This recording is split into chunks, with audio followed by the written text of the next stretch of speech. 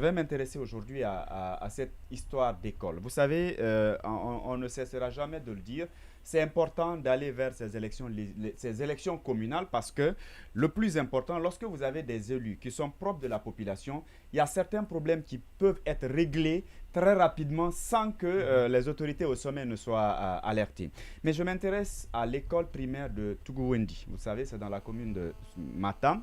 Cette école, je vais même dire qu'on enseigne maintenant comment consommer du chanvre indien, parce que c'est de cela qu'il s'agit. Mais attendez, lorsque vous avez une école primaire qui laisse ou qui n'a pas la possibilité d'empêcher, par exemple, les jeunes qui consomment de la drogue en pleine journée, qui viennent préparer, c'est-à-dire qui tranquillement, à ciel ouvert, s'asseyent, défilent un peu leurs papiers et consomment devant les enfants. Ça veut dire beaucoup de choses. Vous savez, les enfants, c'est vrai que leur âge ne leur permet pas parfois de comprendre certaines choses. Tout ce qu'ils voient les gens faire d'une certaine manière, ils sont obligés, ils sont tentés de refaire et ainsi de suite. C'est-à-dire les autorités de cette école, c'est-à-dire ont peur des jeunes qui viennent, c'est-à-dire ils traversent la cour. Parce que de l'autre côté, il n'y a pas de mur. Ils traversent la cour tranquillement, ils viennent s'asseoir en pleine journée. Voilà, ils consomment tranquillement. Et on apprend qu'elles ont, les autorités de cette école, ont saisi la commune pour qu'on puisse les aider. Donc le maire de la commune de Matam est informé de cette situation. Oui, monsieur mais Condé. qui n'a pas réagi. Et donc, quand les gens là viennent, même les gardiens sont obligés d'ouvrir le portail grandement pour ces jeunes, par peur, pour ne pas qu'ils soient peut-être agressés ou leur réplique et tout ce qui se passe. Finalement, mais bien sûr, en fait, la cour, c'est un peu... c'est-à-dire, ils traversent la cour, et là où ils vont s'asseoir, c'est à quelques microns, parce que de l'autre côté, il n'y a pas de mur, et eux, c'est au bord de la mer et tout ce qui s'ensuit. Ils consomment, et les élèves à la récréation, ils voient ces mêmes trucs. Et on nous apprend même, quand ils ont envie d'organiser les cours de révision, il y a des parents qui n'osent pas, qui disent, ben attendez, c'est trop risqué là-bas, ou tout au moins, quand on dit c'est la nuit, on dit non, non, non, non, ce n'est pas possible. Et jusque-là, rien n'est fait. Est-ce que même la commune aussi a peur d'envoyer une équipe là-bas, peut-être par peur de se retrouver dans les griffes de ces jeunes, parce qu'il semblerait qu'ils sont très nombreux. Et au-delà de ça, vous savez, quand quelqu'un est considéré comme bandit de grand chemin, ou tout au moins, on dit tel a fait la prison plusieurs fois, ce sont des gens qui sont craints dans le quartier. Et donc, on les laisse agir, personne ne les dérange. Et finalement, c'est devenu une sorte de pratique qui est normale. Ils viennent, le gardien ouvre le portail, ils passent, ils vont, ils consomment. En pleine journée, on les voit et puis le lendemain, c'est fini. Je pense que l'État doit agir. Oui. L'État doit agir et commencer par les chefs de quartier, chef de secteur jusqu'au niveau de la commune. Il faudrait que même la police de proximité dont on parlait à un moment donné, que ça soit mis en place pour que ces autorités même du quartier soient capables de saisir la police rapidement pour qu'il y ait une réaction. L'école et la consommation du chanvre indien, à mon avis, ça n'allume pas. C'est quand même difficile à concevoir que cela puisse se passer. Et il y a beaucoup d'écoles comme ça. Je connaissais une autre école créée, on l'appelait maternelle. Mais en face, il y a un endroit où les gens viennent consommer carrément de l'alcool.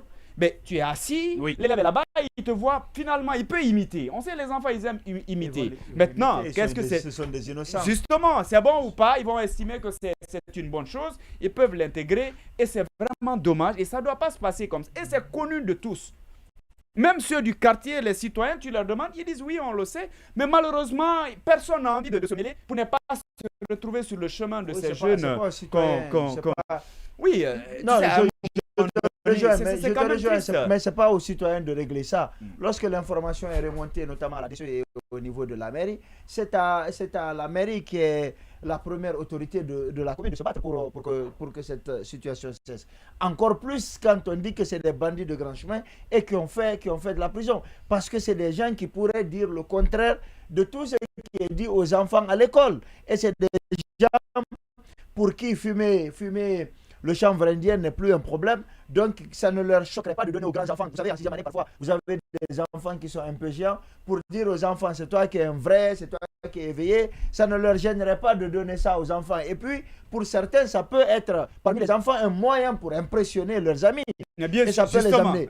Ça peut les amener. Mais là, vous parlez d'une cour qui est traversée. Je ne sais pas si ça existe encore, mais à un moment donné, ça existait aussi au lycée. Donc, moi, quand j'étudiais, même après, et même il y a 3 ans, ça existait encore dans cette cour. C'est-à-dire que derrière le bâtiment du lycée, dans la cour, les jeunes, les élèves en tenue, parfois, allaient fumer là-bas.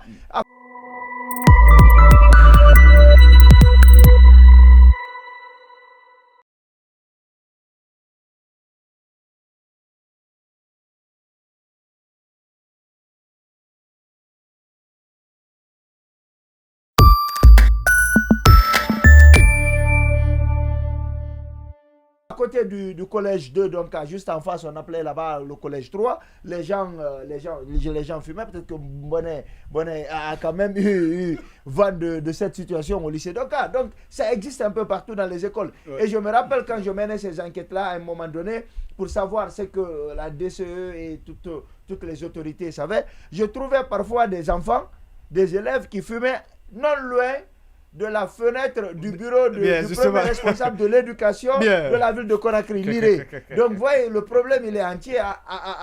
À ce stade-là, c'est difficile de faire comprendre aux enfants que ce n'est pas bien de fumer parce que parfois ils sont en classe mais ressentent l'odeur de la drogue. L'élément le plus choquant dans cette histoire, c'est qu'effectivement on parle d'enfants, l'école primaire par exemple. Il donnait l'exemple à la limite le lycée. Bon, même si c'est mauvais, tout est mauvais, mais là on parle vraiment de petits enfants justement, très grave qu'ils soient exposés à ça.